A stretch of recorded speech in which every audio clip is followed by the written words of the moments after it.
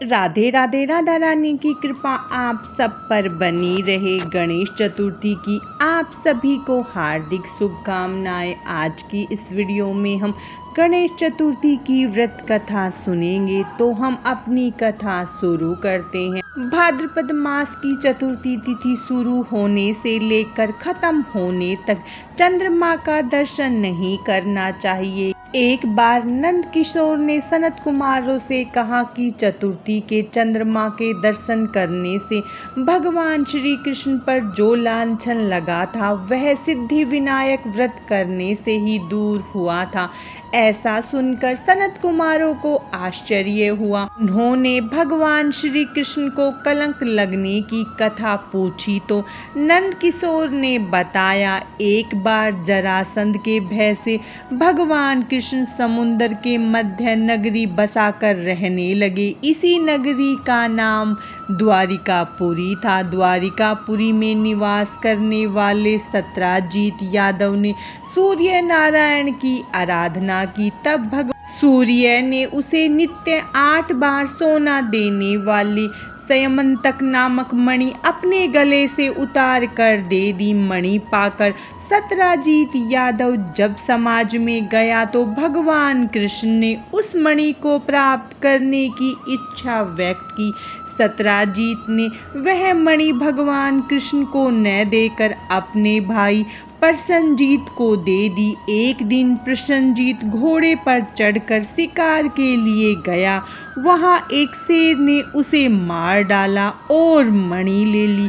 रीछों का राजा जामवंत उस सिंह को मारकर मणि लेकर गुफा में चला गया। जब प्रसन्नजीत कई दिनों तक शिकार से न लौटा तो सत्राजीत को बड़ा दुख हुआ। उसने सोचा भगवान कृष्ण ने ही मणि प्राप्त करने के लिए उसका वध कर दिया। अतः बिना किसी प्रकार की जानकारी जुटाए उसने प्रचार कर दिया कि भगवान कृष्ण ने प्रसन्नजीत को मारकर संयमंतक मणि छीन ली है। इस लोक निंदा के निवारण के लिए भगवान कृष्ण ने बहुत से लोगों के साथ प्रसन्नजीत को ढूंढने वन में गए। पर प्रसन्नजीत को शेर द्वारा मार डालना और शेर को रीछ द्वारा मारने के चिन्ह उन्हें मिल गए। रीछ के पैरों की खोज करते करते वे जामवंत की गुफा में पहुँचे और गुफा के भीतर चले गए। वहां उन्होंने देखा कि जामवंत की पुत्री उस मणि से खेल रही है। श्री कृष्ण को देखते ही जामवंत युद्ध के लिए तैयार हो गया। युद्ध छिड़ गया। गुफा के बाहर श्री कृष्ण के साथियों ने उनकी 7 दिन तक प्रतीक्षा की। फिर वे लोग उनके वध को जानकर पश्चाताप करते हुए द्वारिकापुरी लौट गए। इधर 21 दिन तक लगातार युद्ध करने पर भी जामवंत श्री कृष्ण को पराजित न कर सका। तब उन्होंने सोचा कि यह वह अवतार तो नहीं है जिसके लिए मुझे रामचंद्र जी का वरदान मिला था। यह पुष्टि होने पर उसने अपनी कन्या का विवाह कृष्ण के साथ कर दिया और मणि दहेज में दे दी। भगवान कृष्ण जब मणि लेकर वापस आए तो सत्राजीत अपने किए पर बहुत लज्जित हुआ। इस लज्जा से मुक्त होने के लिए उसने भी अपनी पुत्री का विवाह भगवान कृष्ण के साथ कर दिया। कुछ समय के बाद भगवान कृष्ण किसी काम से इंद्रप्रस्थ चले गए। तब अक्रूर तथा ऋतुवर्मा की राय से सद्धनवा यादव ने सत्राजीत को मारकर मणि अपने कब्जे में ले ली।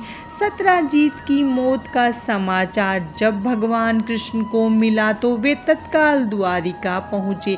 वे सद्धनवा को मारकर मणि छीनने को तैयार हो गए। इस कार्य में सहायता के लिए बलराम भी तैयार थे। यह जानकर सद्धनवा ने मणि अक्रूर को दे दी और स्वयं भाग निकला। भगवान कृष्ण ने उसका पीछा करके उसे मार डाला। पर मणि उन्हें नहीं मिल पाई। बलराम जी वहां पहुंचे। भगवान कृष्ण ने उन्हें बताया कि मणि इसके पास नहीं है। बलराम जी को विश्वास न हुआ।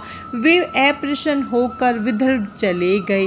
भगवान कृष्ण ने द्वारिका लौटने पर लोगों ने उनका भारी अपमान किया। तत्काल यह समाचार फैल गया कि संयमंतक मणि के लोभ में श्री कृष्ण ने अपने भाई को त्याग दिया। भगवान कृष्ण इस अकारण प्राप्त अपमान के शोक में डूबे थे कि सहसा वहां नारद जी आ गए। उन्होंने भगवान कृष्ण जी को बताया, आपने भाद्रपद शुक्ल चतुर्थी के चंद्रमा का दर्शन किया था, इसी कारण आपको इस तरह लांछित होना पड़ा है।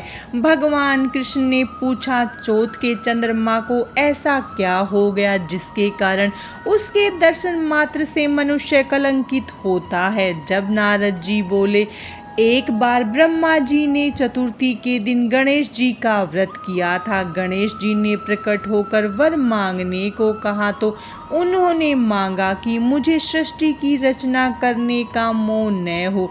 गणेश जी ज्यों ही तथास्तु कहकर चलने लगे। उनके विचित्र व्यक्तित्व को देखकर चंद्रमा ने उपहास किया।